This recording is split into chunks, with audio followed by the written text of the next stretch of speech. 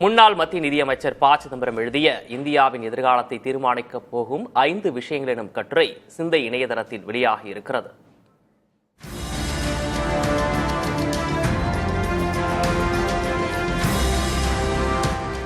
இந்தியாவில் நிலவி வரும் சமூக, அரசியல் மற்றும் பொருளாதார மாற்றங்களின் அடிப்படையில் நாட்டின் எதிர்கால திசையை தீர்மானிக்கப் போகும் 5 முக்கிய போக்குகளை ப. சிதம்பரம் எழுதிய இக்கட்டுரை அலசுகிறது. ஜனநாயக குறியீடுகளில் இந்தியாவின் மதிப்பெண் சரிந்து வருவதை சுட்டிக்காட்டும் இக்கட்டுரை எதிர்காலத்தில் இந்தியா ஒரு தேர்ந்தெடுக்கும் ஜனநாயக நாடாக மட்டும் சுருங்கக்கூடும் என எச்சரிக்கிறது. மேலும் பொருளாதார துறைகளில் ஏற்பட்டுள்ள ஏகபோக ஆதிக்கம் சிறு தொழில்களை அழித்து பணக்காரர்களுக்கே சாதகமாக மாறும் என்றும், வேலைவாய்ப்பு தேடலால் உள்நாட்டு புலம்பெயர்வு அதிகரித்து மக்கள் தங்கள் அடையாளங்களை இழப்பார்கள் என்றும் கூறுகிறது. இதோடு தொன்மை கதைகளே வரலாறாக புகட்டப்பட்டு அறிவியல் சிந்தனைகள் மங்கி போகும் ஆபத்தையும் கட்டுரை குறிப்பிடுகிறது.